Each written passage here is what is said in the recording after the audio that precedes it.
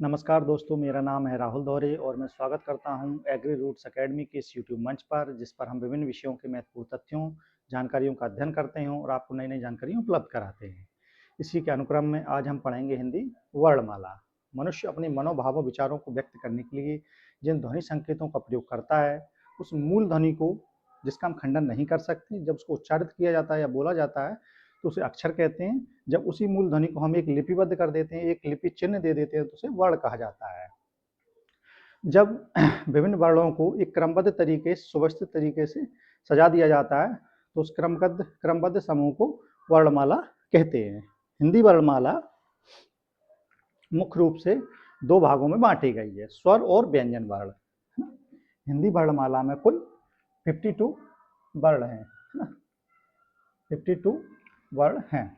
जैसे दो भागों में बांटा गया है, स्वर वर्ण और व्यंजन वर्ण। स्वर वर्ण वे वर्ण होते हैं जिन्हें उच्चारित करने के लिए और इनके उच्चारण में किसी अन्य वर्ण की सहायता नहीं ली जाती। ये स्वतंत्र रूप से बोले जा सकते हैं, वे वर्ण स्वर वर्ण कहलाते हैं। और वे वर्ण जिन्हें उच्चारण करने के लिए अन्य वर्णों यानी कि स्वर वर्णों की आवश्यकता होती है, व्यंजन वर्ण कहलाते हैं। यहाँ हम उच्चारण करके देखते हैं। जैसे हमने उच्चारण किया आ, तो आ के उच्चारण के लिए हमें किसी अन्य वर्ण की आवश्यकता नहीं पड़ी। जबकि हम उच्चारण करके देखते हैं एक का को जब हम उच्चारित करते हैं तो का के साथ आ की ध्वनि निकलती, का, है ना। तो जब इसको दो खंडों में लिख के देखते हैं तो का और प्लस आ, है ना। तो यहाँ जो का व्यंजन है, इसमें आ छिपा हुआ है, इसको इसके मूल रूप में उच्चारित नहीं किया जा सकता।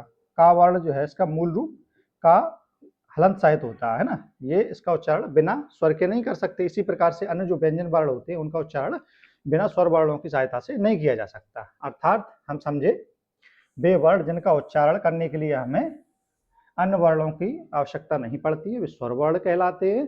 और वे वर्ण जिनके उच्चारण के लिए हमें स्वर वर्णों की आवश्यकता होती है, वे व्यंजन वर्ण कहलाते हैं। हिंदी वर्णमाला में स्वर को दो भागों में बांटा गया है ना। मात्रा के आधार पर या उच्चारण अवधि के आधार पर, किसी स्वर वर्ण के उच्चारण में कितना समय लगता है उसके आधार पर उनको दो भागों में बांटा गया है, लघु स्वर और दीर्घ स्वर। अच्छा, इसके अलावा हिंदी वर्णमाला में एक प्लुत स्वर जो आपको यहाँ दिख रहा है, वो हिंदी वर्णमाला में शामिल नहीं किया गया है। ये संस्कृत भाषा में होते हैं। हम समझते हैं प्लुत स्वर क्या होते हैं। आपने लिखा देखा होगा,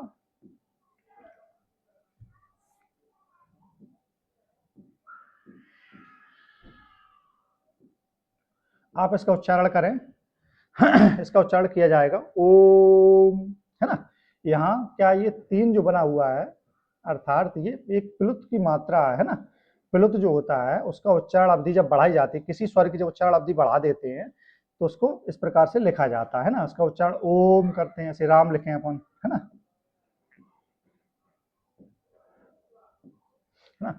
इस प्रकार से प्लुत स्वर लिखे जाते हैं। सामान्यतः जो स्वर वर्ण होते हैं उनकी एक लघु स्वरों की एक मात्रा होती है, इसको इस प्रकार से लिखा जाता है। जब दीर्घ स्वर होते हैं तो उनकी दो मात्रा होती हैं, दो मात्रा को इस प्रकार से लिखा जाता है, तीन मात्रा को इस प्रकार से लिखा जाता है। जैसे कि हम लिख के जब हम छंद पढ़ेंगे तो उसमें हम देखेंगे यानी कि हमने यहाँ शब्द लिखा राम, जब इसमें छंदों में मात्राएं लगाई जाएंगी तो रा बड़ा है तो इस पर दो मात्रा लगाई जाएंगी, है ना। माँ इसमें छोटा है तो इसमें एक मात्रा लगाई जाएगी। इसी को आगे बढ़ते हुए अपन देखते हैं तो ऐसे राम लिखा हुआ है, इसकी तीन मात्राएं, है ना। तो ये प्लुत स्वर होता है, ये संस्कृत में होता है, ये हिंदी में नहीं होते हैं। चलिए आगे हम अभी स्वरों को पढ़ते हैं, फिर इसके बाद हम व्यंजनों को आगे पढ़ेंगे।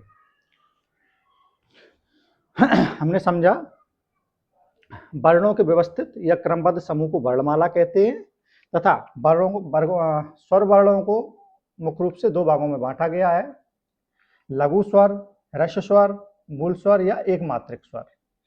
वे स्वर वर्ण जिनके उच्चारण में कम समय लगता है, लघु स्वर या ह्रस्व स्वर या एक मात्रिक स्वर कहलाते हैं। और वे स्वर वर्ण जिनके उच्चारण में अधिक समय लगता है, ये स्वर वर्णों की तुलना में ज्यादा समय लगता है, वे दीर्घ स्वर, गुरु स्वर, संधि स्वर या द्विमात्रिक स्वर कहलाते हैं। चलिए आगे देखते हैं। इन स्वर वर्णों को इनके मुख खुलने के आधार पर अलग अलग भागों में, चार भागों में बांटा गया है। पहले पढ़ते हैं समव्रत स्वर। वे स्वर वर्ण जिनके उच्चारण में मुख सबसे कम खुलता है ना, मुख खुलने के आधार पर या मुख विविर के आधार पर वर्णों का वर्गीकरण हम यहाँ पढ़ रहे हैं। इनको 4 भागों में बांटा गया है मुख खुलने के आधार पर। जिन स्वर वर्णों के उच्चारण में सबसे कम मुख खुलता है वो कौन से वर्ण कहलाते हैं? समृद्ध स्वर वर्ण कहलाते हैं। ये कौन कौन से होते हैं? छोटी, बड़ी, छोटा ऊ, बड़ा ऊ, है ना। ठीक है, इसके बाद हम देखते हैं विव्रत स्वर। विव्रत स्वर वे स्वर वर्ण जिनके उच्चारण में सबसे अधिक मुख खुलता है। क्या होता है? सबसे अधिक मुख खुलता है ना। सबसे वे स्वर वर्ण जिनके उच्चारण में सबसे अधिक मुख खुलता है। जैसे कि बड़ा, जब हम बड़े आ का उच्चारण करते हैं आ, तो हमारा मुख सबसे ज्यादा खुलता है। तो ये जो वर्ण है वो क्या कहलाएगा? विव्रत स्वर कहलाएगा। इसके बाद हम देखते हैं अर्ध समृद्ध। यहाँ हमने पढ़ा था समृद्ध, वे स्वर वर्ण जिनके उच्चारण में सबसे कम मुख खुलता है। ठीक उसी से थोड़ा सा जब ज्यादा मुख खुलने लगता है ना, वे स्वर वर्ण जिनके उच्चारण में समृद्ध की तुलना में थोड़ा सा अधिक मुख खुलता है, वे वर्ण कौन से कहलाते हैं? अर्ध समृद्ध स्वर कहलाते हैं। जैसे कि ए और ओ। ठीक है दोस्तों, अब हम आगे देखते हैं अर्ध विव्रत स्वर। वे स्वर वर्ण जिनके उच्चारण में विव्रत स्वर की तुलना में थोड़ा सा कम मुख खुलता है, समृद्ध से थोड़ा ज्यादा और विव्रत से कम। वे वर्ण कौन से कहलाते हैं? अर्ध विव्रत स्वर वर्ण, है ना। ये कौन कौन से होते हैं? ए, आई और औ। ये भिन्न भिन्न स्वरों को मुख खुलने के आधार पर हमने समझा। अब हम आगे देखते हैं दोस्तों, जीव के भाग के आधार पर स्वरों का वर्गीकरण। हिंदी वर्णमाला में स्वरों को जीव के भाग के आधार पर 3 भागों में बांटा गया है। नंबर 1 अग्रभाग, दूसरा मध्य भाग और तीसरा पश्च भाग, है ना। जब स्वर वर्णों का उच्चारण किया जाता है तो जब जीभ के आगे का भाग थोड़ा सा ऊपर उठता है, तो जिन वर्णों के उच्चारण में जीभ का आगे का भाग उठता है वे वर्ण कौन से कहलाते हैं? अग्रभाग वाले वर्ण, है ना, अग्रभाग से उच्चारित वर्ण। दूसरा मध्य भाग से उच्चारित वर्ण कौन से होते हैं? आ, है ना। और पश्च भाग से, जीभ के पश्च भाग से उच्चारित वर्ण कौन से होते हैं? बड़ा, ऊ, ओ, औ, है ना। और अग्रभाग से उच्चारित होने वाले वर्ण ई, ए, आई। अच्छा ठीक है, ये दोस्तों हमने इन वर्णों को देखा। इन वर्णों को क्रमबद्ध तरीके से किस प्रकार से याद रख सकते हैं, इस प्रकार से इन वर्णों को याद रखने के लिए हम आपको एक छोटी सी ट्रिक बताते हैं। आप ऐसे समझें, एक चिड़िया थी, वो उड़ रही है आगे, है ना, और कौवा उसके पीछे उड़ रहा है ना, कौवा उसके पीछे उड़ रहा है। अब इसको लिख के देखते हैं। जब चिड़िया उड़ रही है तो वो एक आवाज कर रही है ची ची चे चे, ची ची चे चे, और बीच में थोड़ा सा गैप है ना। और कौवा जो उसके पीछे है वो क्या आवाज कर रहा है? कुक्कू को काऊ, कुक्कू को काऊ। ये कौवा भी हमने यहाँ पूरा लिख दिया। ठीक है, अब दोस्तों हमने बताया कि चिड़िया आगे उड़ रही है, तो ये वर्ण कौन से कहलाएंगे? ये अग्र वर्ण, है ना। और ये कौन से हो गए? ये पश्च वर्ण हो गए। अब ये आप याद कैसे रखेंगे? देखो, चा पे कौन सी मात्रा लगी थी? छोटी ई की, है ना। इसके बाद कौन सी है? बड़ी ई। ची, ए और आई। ठीक है, मध्य में हमारा आ गया छोटा आ। अब ये पश्च स्वर कौन से हो गए? यहाँ छोटा ऊ जो था इसको हम लिखेंगे ऊ, जो बड़ा ऊ को बड़ा ऊ, ओ को ओ, और औ को औ, और बड़े आ को बड़े आ। तो दोस्तों हमने देखा जिह्वा प्रयत्न के आधार पर स्वर वर्ण यानी कि जीभ के किस भाग के आधार पर स्वर वर्णों का उच्चारण हो रहा है उसके आधार पर इन्हें 3 भागों में बांटा गया है। ये जो अग्र स्वर वर्ण कहलाते हैं, ये मध्य स्वर वर्ण और ये पश्च स्वर वर्ण कहलाते हैं। ठीक है, आशा है दोस्तों आप इस चीज को अच्छी तरीके से समझ गए होंगे और से याद करने में आपको कोई कठिनाई नहीं होगी। आगे हम देखते हैं स्वर वर्णों को किस प्रकार से और बांटा गया है। स्वर वर्णों का जब उच्चारण किया जाता है तो हमारा जो मुख होता है वो यदि वृत्त रूप में या मुख गोलाकार हो जाता है या वृत्ताकार हो जाता है तो उन्हें उन वर्णों को वृत्तमुखी वर्ण या वृत्ताकार मुख वर्ण कहलाते हैं वे वर्ण। और वे वर्ण जिनके उच्चारण में हमारा मुख वृत्त जैसा नहीं होता है वो अवृत्तामुखी या अवृत्ताकार या प्रशस्त्र वर्ण कहलाते हैं। ठीक है दोस्तों, चलिए अब आप इनको याद कैसे रख सकते हैं? आप केवल 4 वर्णों को मुख्य रूप से याद रख लीजिए, उ, ऊ, ओ, औ। आप इनका उच्चारण भी करेंगे तो हमारा जो मुख होता है वो गोल शेप में या वृत्ताकार हो जाता है। आप उच्चारण करके देखें, उ, ऊ, ओ, औ। ये जो 4 वर्ण कौन से होते हैं? ये वर्तुल स्वर या गोलाकार या वृत्तामुखी या वृत्ताकार स्वर वर्ण कहलाते हैं। जबकि जिन स्वर वर्णों के उच्चारण में हमारा मुख गोल नहीं होता है वे स्वर वर्ण कौन से हैं? आ, इ, ए, ऐ। ठीक है दोस्तों, तो आप समझे। इसके अलावा ऋ जो होता है वो अर्ध वृत्ताकार स्वर है। ठीक है दोस्तों, आप समझ गए होंगे इस चीज को, बहुत ही सिंपल चीज थी।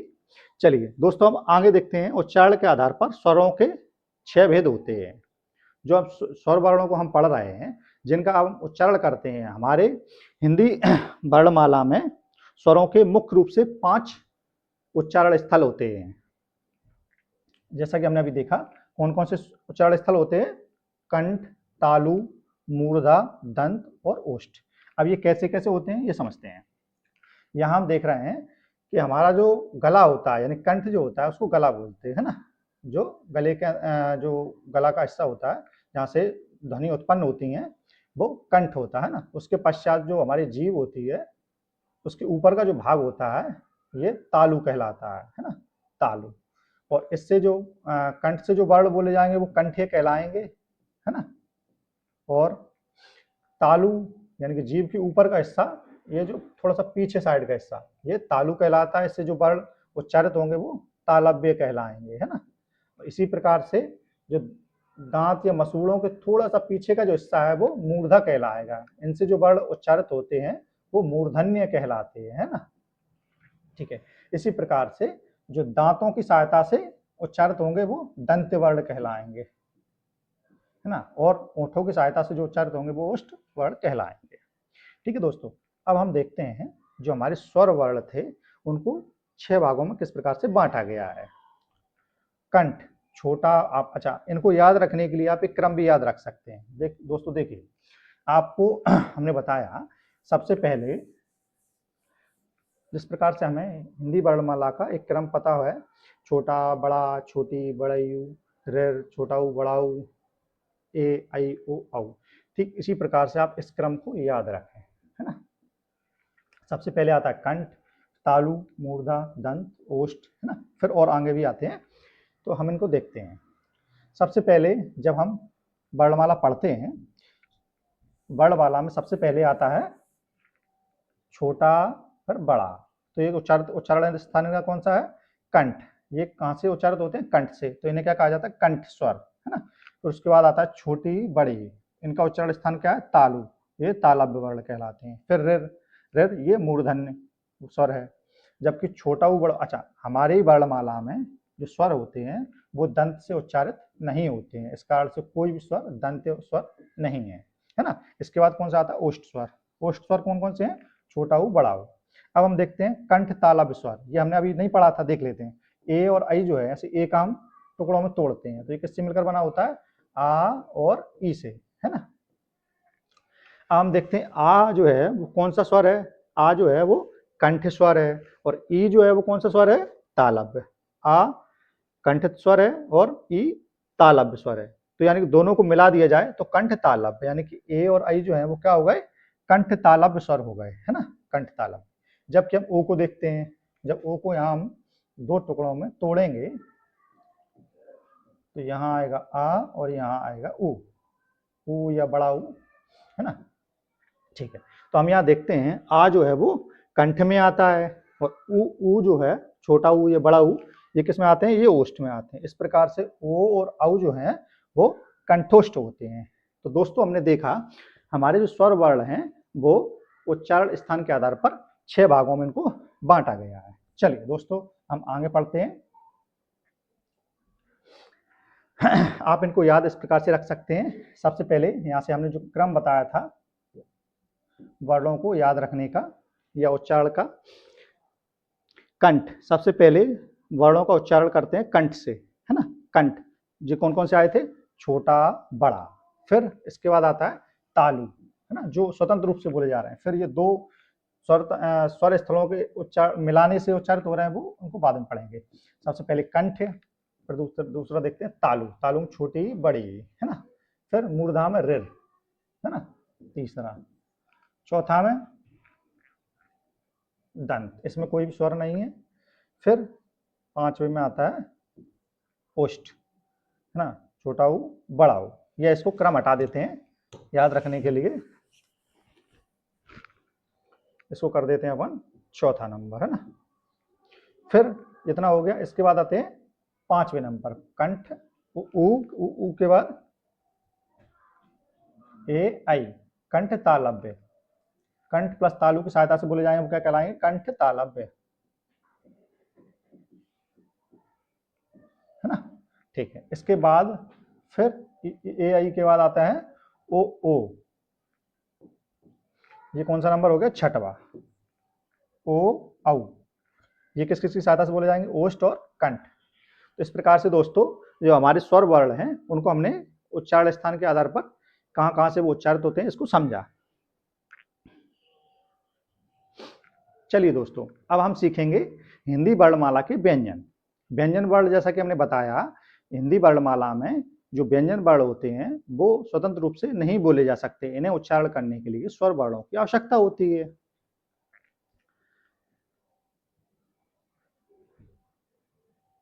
हिंदी में मुख्य रूप से जो मूल व्यंजन होते हैं उनकी संख्या होती है 33।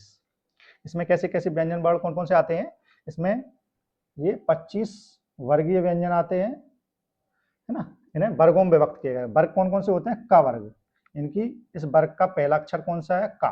तो इस पूरी लाइन के जो वर्ण होंगे उन्हें क्या कहलाएंगे, का वर्ग, है ना, का वर्ग के व्यंजन कहलाएंगे। ये च वर्ग के व्यंजन, च वर्ग, ये ट वर्ग, ये त वर्ग, ये प वर्ग, है ना। ये 5 वर्ग जो हैं इन वर्णों को वर्गीय व्यंजन भी कहते हैं, वर्गीय व्यंजन, है ना। और जबकि इसके नीचे या अलावा जो है वो अंतस्थ व्यंजन कहलाते हैं। और ऊष्म व्यंजन हमारे पास 4 होते हैं, सा, श, सा, हा। ये 4 ऊष्म व्यंजन कहलाते हैं। इनके उच्चारण में थोड़ी ऊष्मासी निकलती है, वायु जो होती है वो ऊष्म होकर निकलती है। जब इन सभी व्यंजनों को जोड़ते हैं, इनकी कुल संख्या देखते हैं तो इनकी कुल संख्या आती है 33। इस प्रकार से हमारे कुल व्यंजन वर्ण जो मूल व्यंजन है वो 33 होते हैं। इसके अलावा 4 संयुक्त व्यंजन होते हैं। संयुक्त व्यंजन कितने होते हैं, 4 संयुक्त व्यंजन होते हैं और 2 उत्क्षिप्त होते हैं, है ना। जब इनको हम मिला देते हैं तो इनकी संख्या हो जाती है 39, है ना, 39 कुल व्यंजन होते हैं। जब पूछा जाए तो कुल व्यंजन कितने हैं तो उनकी संख्या होती है 39, है ना। ठीक है दोस्तों, आगे बढ़ते हैं।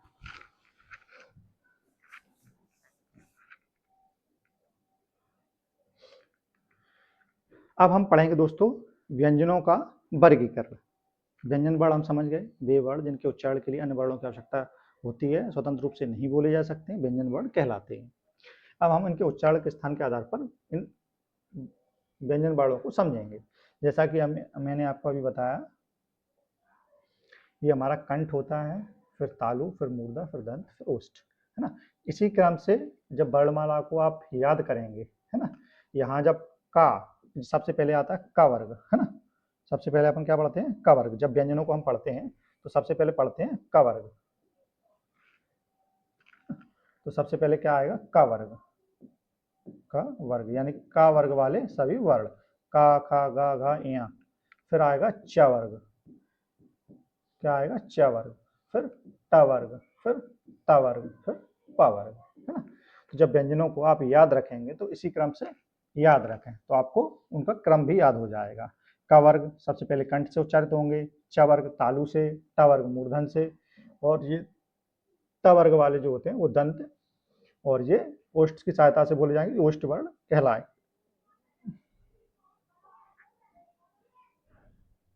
ठीक है दोस्तों, तो आप ये समझ गए कंठ व्यंजन कौन कौन से हो गए।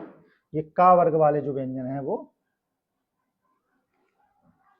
कंठ से उच्चारित होते हैं। इसके अलावा हा, जो हमारे अंतस्थ व्यंजन हैं या ऊष्म व्यंजन जो हैं उनको भी हमने कंठ और तालु किस किस से उच्चारित होते हैं उनको समझा है। कंठ व्यंजन का वर्ग वाले सभी व्यंजन कंठ से उच्चारित होते हैं। इसके अलावा हा जो हमारा ऊष्म व्यंजन है हा, वो भी कंठ से उच्चारित होता है। कहीं कहीं इसे अलजिह्व वर्ण भी कहा जाता है। इसके अलावा तालु तालु की सहायता से जो व्यंजन वर्ण उच्चारित होते हैं वो तालव्य व्यंजन कहलाते हैं, जैसे कि च वर्ग के व्यंजन चा छा जा झा इया। इसके अलावा ऊष्म का शा शीटी वाला और अंतस्थ का या, है ना। मूर्धन्य व्यंजन कौन कौन से कहलाते हैं? मूर्धन्य व्यंजन टा वर्ग के 5 ये वर्ण। इसके अलावा ऊष्म का षटकोण वाला शा और अंतस्थ का रा, है ना। और अब देखते हैं दंत व्यंजन। दंत व्यंजन कौन से होते हैं? ता था दा धा ना, ये 5 जो होते हैं वो दंत व्यंजन हो गए ट वर्ग के। इसके अलावा ऊष्म का शा और अंतस्थ व्यंजन का ला। दोस्तों हम देखते हैं कि यहाँ हमने हाईलाइट किया हुआ है ये जो न ल और शा जा, ये 4 वर्ण थे, अब यहाँ 3 लिखे हुए हैं। ये संस्कृत में वर्ड्स मीन्स होता है मसूड़ा, है ना। आप मसूड़े को समझ लें।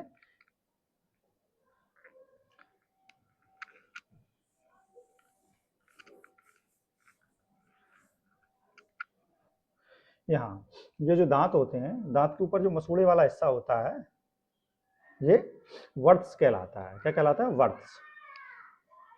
वर्ड्स मतलब मसूड़ा, है ना। तो इनको जब उच्चारण स्थान आप जब कोई भी टेस्ट देंगे, कोई परीक्षा में बैठेंगे, तो आप देखेंगे कि कुछ वर्ण जो दंत की सहायता से उच्चारित किए जाते हैं, यदि वहां आपको दंत का ऑप्शन नहीं मिलता है तो आपको वर्ड्स का विकल्प चुनना होगा, है ना। या दोनों ही आते हैं, दोनों ही ऑप्शन रहते हैं, तो संस्कृत के हिसाब से चूंकि वर्ड्स वाले जो वर्ण होते हैं, ये 3 जो वर्ण हैं, इनको आपको दंत और वर्ड्स में से अगर चुनना हो तो आपको वर्ड्स चुनना रहेगा, क्योंकि इसको ज्यादा शुद्धता दी गई है। ठीक है दोस्तों, हम आगे बढ़ते हैं। ओष्ठ व्यंजन। ओष्ठ व्यंजन कौन कौन से होते हैं? ये होते हैं पा फा बा भा मा, है ना। और नासिक के व्यंजन कौन कौन से होते हैं? ये जो हमने देखा ना, वर्गीय व्यंजन थे या स्पर्शी व्यंजन थे, उनके लास्ट में जो आ रहे थे ये ना, यहाँ तक ये जो 5 होते हैं पंचम वर्ण कहलाते हैं। ये किस में आते हैं? नासिक में आते हैं। ये आपने देख लिया। इनको द्वि स्थानीय वर्ण भी कहते हैं। और दंतोष्ठ दांत और ओठ दोनों की सहायता से बोले जाते हैं, वो होता है वा, है ना। और आगत शब्द भी होता है उसको नीचे ऐसे बिंदु नुक्ता लगा दिया जाता है, वा फा बोलते हैं ना। ठीक है, तो हमने समझा कि जो व्यंजन होते हैं उनको उच्चारण के आधार पर 7 भागों में बांटा गया, जो कि निम्नानुसार है ना। चलिए दोस्तों आगे देखते हैं। ये दो स्थानीय व्यंजन वर्ण हैं, या ज्या ड़ा ना मा। ये कंठ की सहायता से भी उच्चारित होते हैं और इनमें नासिका नाक की सहायता भी ली जाती है। ठीक इसी प्रकार से ये तालव्य है, नासिक हैं, ये भी मूर्धन्य और नासिक भी है, दंत है नासिक भी है। ये माँ जो है ओष्ठ्य और नासिक भी है। इनके 2 उच्चारण स्थान है, इसलिए इनको द्विस्थानीय वर्ण भी कहते हैं। हिंदी में इनकी संख्या कितनी होती है? 5, है ना। ठीक है दोस्तों आगे देखते हैं। दोस्तों अब हम आगे देखेंगे जो व्यंजन वर्ण होते हैं उनको वायु यानी कि प्राण अर्थात होता है वायु। तो वायु यदि कम निकलती है तो अल्प प्राण होते हैं, अधिक वायु निकलती है तो महाप्राण होते हैं। तो वायु के आधार पर वर्णों को 2 भागों में बांटा गया है। इसमें स्वर वर्णों को भी 2 भागों में बांटा गया और व्यंजन वर्णों को भी 2 भागों में बांटा गया है। चलिए देखते हैं। जिन वर्णों के उच्चारण में कम वायु निकलती है, ये कम वायु का उपयोग होता है, अल्प प्राण कहलाते हैं। और जिन वर्णों के उच्चारण में अधिक वायु का प्रयोग होता है या अधिक वायु उच्चारित होती है तो वो महाप्राण कहलाते हैं। ठीक है, तो हम इसको याद कैसे रख सकते हैं? सबसे पहले हम इनको देखते हैं। जो हमारा व्यंजन का जो वर्गीय व्यंजन होते हैं, जैसे क वर्ग वाले हो गए, है ना, ये इसी प्रकार से च वर्ग, ट वर्ग, त वर्ग, प वर्ग। तो इनके जो पहला आप उसको देख लेते हैं।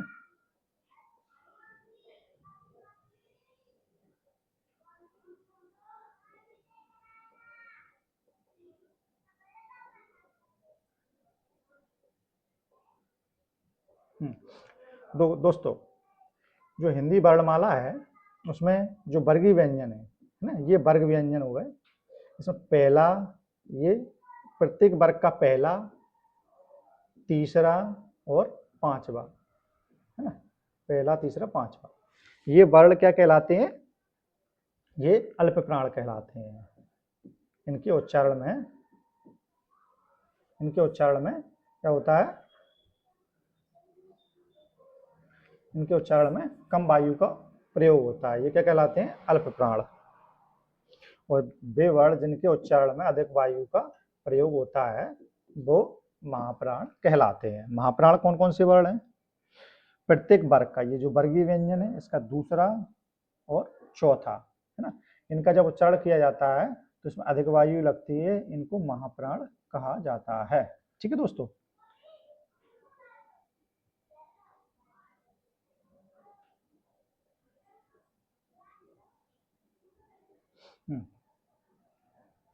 महाप्राण कहलाते हैं।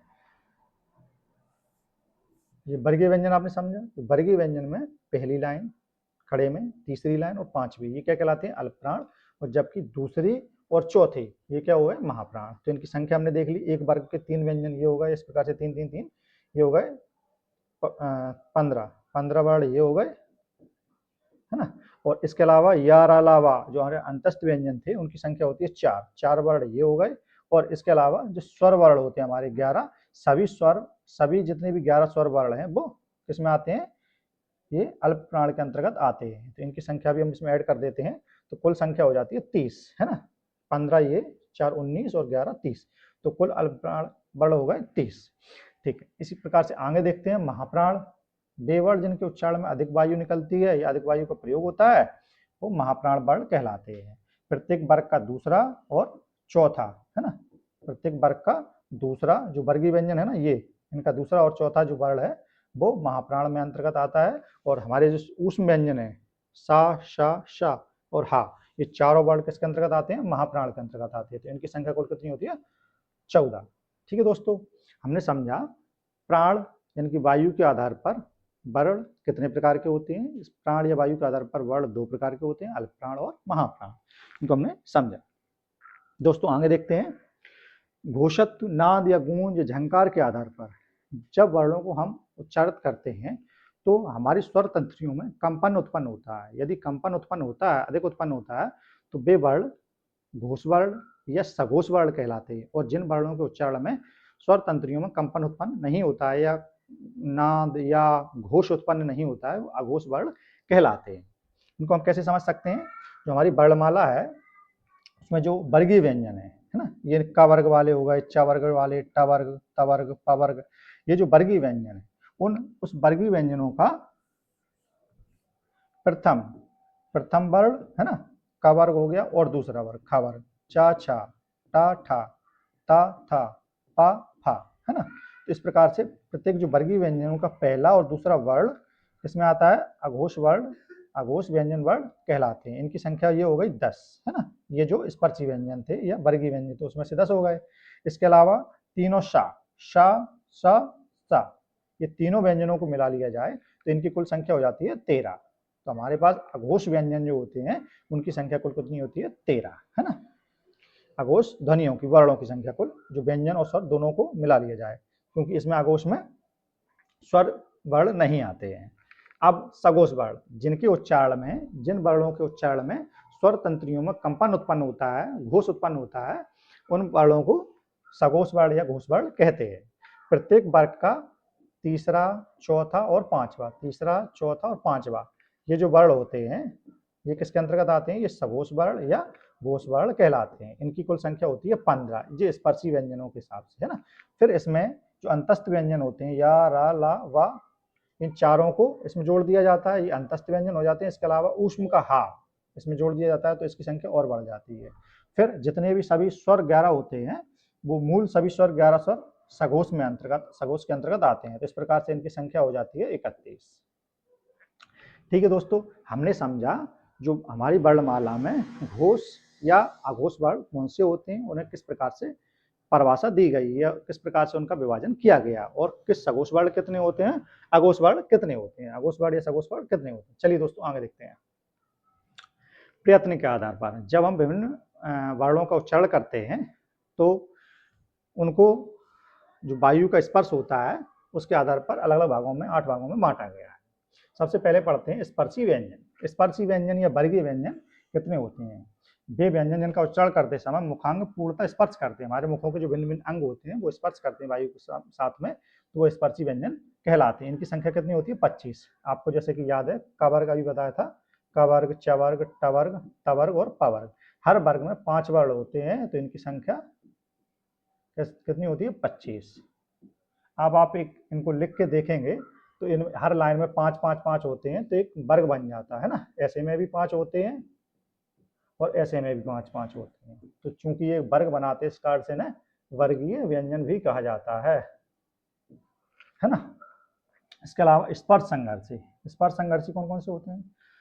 है ना, वे व्यंजन जिनका वे व्यंजन वर्ण जिनका उच्चारण करते समय मुखांगों द्वारा स्पर्श भी हो तथा हवा को बाहर निकलने में संघर्ष का सामना करना पड़ता है, वो स्पर्श संघर्षी कहलाते हैं।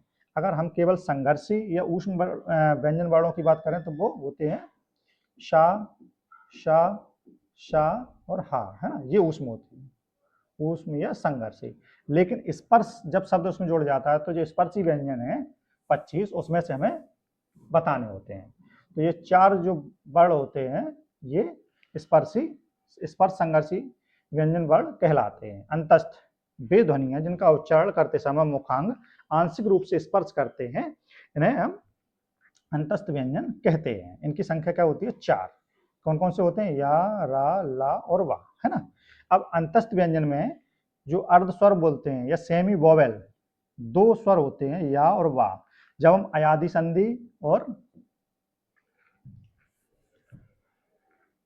संधि को पढ़ेंगे तो वहां हम या और वा का उपयोग देखेंगे। जैसे नयन पढ़ेंगे, है ना, तो ये किस प्रकार से टुकड़ों में 2 स्वरों में टूटता है, तो ये अर्ध स्वर होते हैं। कहीं ये व्यंजन की तरह काम करते हैं, कहीं स्वरों की तरह कार्य करते हैं, इस कारण से ये अर्ध स्वर होते हैं, है ना। प्रकंपित या लुंठित, हमारा जो रा है इसके ऊपर हम अलग से एक टॉपिक पूरा बनाएंगे कि रा के अलग अलग रूप कौन कौन से होते हैं। ये जब इसका उच्चारण किया जाता है तो जीभ लुढ़कती है, इस कारण से इसको लुंठित वर्ण भी कहते हैं, है ना, लुंठित वर्ण रा, है ना। यह प्रकंपित, जीभ में कंपन उत्पन्न होता है ना। पार्श्विक ला, जब हम ला का उच्चारण करते हैं तो हमारे जीभ के दोनों ओर से वायु स्पर्श करती है। पार्श्विक होता है बगल से, जब जीभ के दोनों ओर से हवा स्पर्श करती हुई निकल जाती है तो वो वर्ण पार्श्विक वर्ण कहलाता है। ये कौन सा वर्ण होता है? ला, है ना। चलिए दोस्तों, अर्ध स्वर हमने समझा जिन ध्वनियों का उच्चारण करते समय मुखांग ना के बराबर स्पर्श करते हैं, थोड़ा सा स्पर्श करते हैं, तो वो अर्ध स्वर कहलाते हैं। ये या और वा होते हैं। लुंठित हम समझ चुके हैं, रा का उच्चारण करते समय जिह्वा मुड़ जाती है, लुढ़कती है, तो लुंठित व्यंजन कहलाते हैं। और रा का उच्चारण करते समय जीभ में कंपन उत्पन्न होता है, इसे प्रकंपित व्यंजन भी कहते हैं। पार्श्विक, जिन ध्वनि का उच्चारण करते समय जिह्वा दोनों पार्श्व यानी कि बगल से निकल जाती है, वो पार्श्विक व्यंजन कहलाते हैं। आगे देखते हैं दोस्तों, ऊष्म, ईषद या स्पृत, वे व्यंजन जिनके उच्चारण में हवा संघर्ष के कारण ऊष्म होकर बाहर निकलती है। और तो वे व्यंजन कौन से वर्ण कहलाते हैं? वे ऊष्म व्यंजन वर्ण कहलाते हैं। ये कौन कौन से होते हैं? शा, सा, सा और हा, है ना। उत्क्षिप्त दोस्तों, उत्क्षिप्त व्यंजन, उत्क्षिप्त का अर्थ क्या होता है? उत्क्षिप्त व्यंजन कौन से वर्ण होते हैं? ये 2, जब डा और ढा के नीचे बिंदु या नुक्ता लगा दिया जाता है तो ये 2 उत्क्षिप्त व्यंजन कहलाते हैं। ये इन्हें विकसित व्यंजन भी कहा जाता है क्योंकि ये डा और ढा के नीचे नुक्ता लगाने से विकसित हुए हैं। ये हिंदी में, मूल हिंदी में ये नहीं थे, इनका ये विकसित होकर आए हुए हैं। इनका विकास होने के पश्चात इस रूप को इन्होंने धारण किया है, इस कारण से इन्हें विकसित व्यंजन भी कहते हैं। द्विगुण व्यंजन क्यों कहते हैं इन्हें? इन्हें द्विगुण व्यंजन इसलिए कहा जाता है क्योंकि इनका 2 रूपों में उपयोग होता है, एक तो ढा, है ना, और एक नुक्ता वाला, एक बिना नुक्ता, एक नुक्ता वाला, है ना। इसी प्रकार से डा और अड़ा, है ना। आप उदाहरण से समझ सकते हैं, यहां हम ऐसे लिखते हैं डमरू, डमरू, है ना, और एक पढ़ते हैं घड़ी या घड़ा, है ना, ड़ा और डा ओड़ा, है ना। उसी प्रकार से हम पढ़ते हैं पढ़, पढ़ना, है ना, और ढक्कन, यहाँ रहा ढक्कन ओड़ा, है ना, पढ़ना अड़ना और ये ड़ा, है ना, ढा ओड़ा, दोनों का उच्चारण अलग अलग होता है। इनको दो रूपों में उपयोग किया जाता है इस कारण से ना द्विगुण व्यंजन कहते हैं। ये नुक्ता ये मूल हिंदी में नहीं थे, बाद में विकसित हुए, इस कारण से इन्हें विकसित व्यंजन भी कहा जाता है। ताड़न जात, ताड़न मीन्स होता है आघात करना, जीव का जब आघात होता है हमारी बीड़ा का ध्वनि के साथ इस पर आघात होता है, जीव ऊपर उठती है नीचे गिरती है, हमारा आघात उत्पन्न करती है, ताड़न जात व्यंजन भी कहा जाता है। उत्क्षिप्त व्यंजन, उत्क्षिप्त उत्क्षिप्त मतलब होता है ऊपर उठना फिर नीचे गिरना। जब जीव हमारे जब इन बैरलों का उच्चारण करते हैं, ड़ा का, इन दोनों बैरलों का जब उच्चारण किया जाता है तो जीभ अचानक से ऊपर उठती है और फिर फटाक से नीचे गिरती है, तो इन बैरलों के उच्चारण को उत्क्षिप्त व्यंजन कहा जाता है। चलिए दोस्तों,